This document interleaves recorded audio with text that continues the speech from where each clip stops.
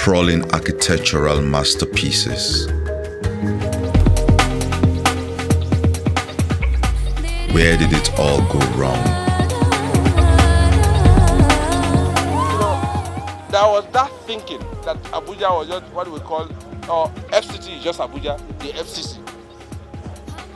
But the minister said, no, you cannot back the majority of people who are living in those satellite places. When he came in December, there was already a budget in place. Said, sorry to use that, he changed the concept. He said, where is the satellite places? He gave them about over 10 billion. It's never been done. And works are going down there. Hospitals are being built there. Hospitals are being upgraded there. The place is being opened up so that they will be livable.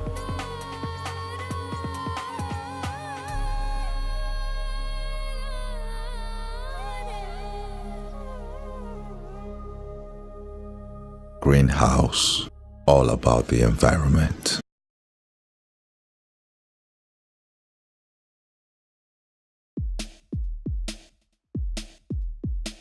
We are having to pay for a misconception from the beginning.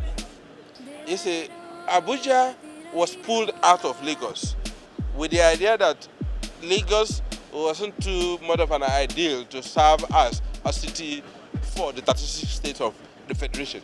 They want a place that is neutral, a place that would actually be everybody's own and free from the congestion that you have in Lagos. But in trying to do that, something was achieved, but much more was lost, in the sense that we didn't really, I stand to be corrected, have a sense of what we wanted the city to play, the role we wanted to play. Was it to play the role of the seat of government, or for it to play the role of a megacity? When you mix the two, you get it wrong.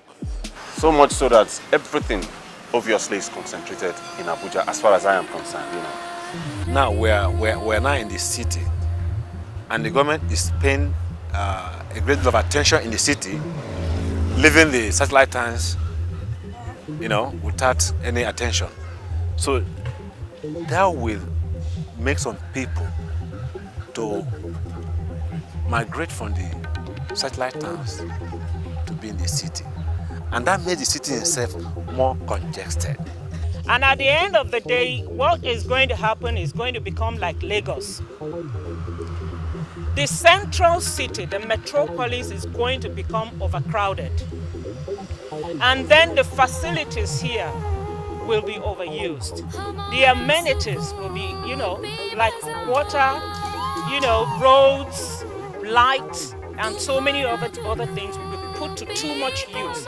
And what is the result of that? These facilities will be broken down.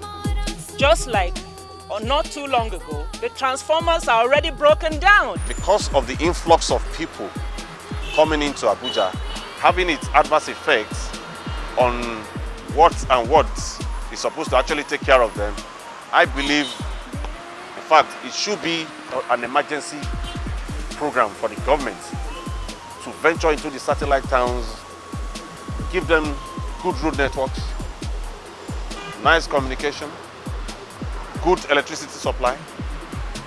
And this, in no time, certainly will draw people away from the already choked environment of Abuja to the satellite towns.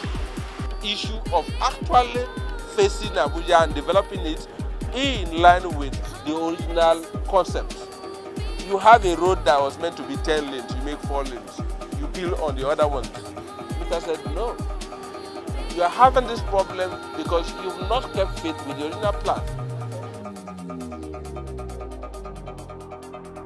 The rapid development and growth of Abuja has probably been the biggest challenge to the environment. So I believe the government had to come in now in full force, not just only concentrating on the main city. They have to still come into the locals to bring up that place. Because if without that, the whole thing they're talking about Abuja is messed up. And that is why you have the airport road, the Onyx, that is Asokoro to Zuba Expressway being expanded from 4 lanes to 10 lanes. Before we can actually overconsume that space, other thinking would have come in. But it's been done, and the contract is already given. And one of them is going to be concluded in 23 months, starting from May. That's for sure.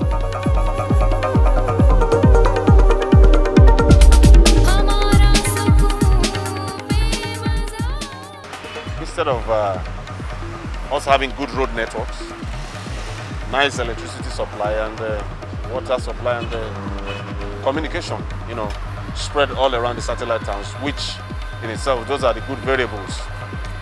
Those are the good variables that is required for development. We have the government neglecting those for the satellite town. So anybody coming into FCT, basically you want to have a space, and that gives room, like I said, for speculators, land speculators or property speculators, so to say, to have upper hand. Yes, sir. And this is the problem that is facing Abuja today. Abuja, as it was conceptualized, was meant to house not more than 1 million people, when it is in its old sense developed. So many things have changed from the way it used to be when the population of Nigeria was just like 1 million or 2. Now, when there's population boom, what does the government do? You double your efforts. But you see, in Nigeria, in Abuja most especially, if you go around, I don't believe government has added several more hospitals than it used to be. It's the same. How many new roads have been created ever since Abuja itself was created? Knowing that we don't really have to stay in the FCC to enjoy the FCC, what we really need to have is a connection, a link between where we are and the FCC, the light rail. That light rail is a given now because the contract has been given, money has been given. By 2013, we would have light rail. When you have a system that can at least take responsibility for committing 500 to 1,000 people, it would what? Ease the tension on the roads. But if it's sizable and it's the development in other areas, you have cost. Oh, there's a place called Durumi. It's just like a level. It's just like Metama. What am I doing here? Why must I go and squat or try to be in the kind of place I'm not comfortable? I better move down there because whatever I need there is there. There's light, there's water, there's name it. There's good network system that you can feel comfortable. You want to leave for your office in a short time, you are there. You are going back in a short time, you are there. You want to talk of power, you see power. Talk of water, you see water. These are the things I want. Imagine a world where all things were perfect.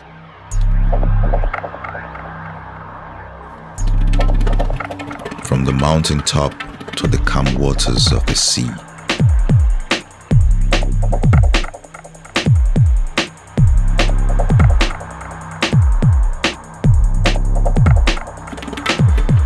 Flowers and trees in the fields.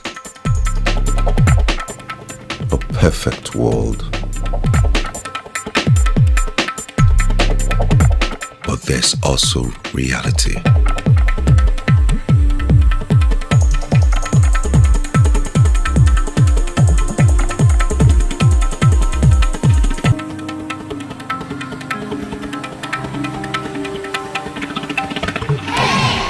Greenhouse, all about the environment.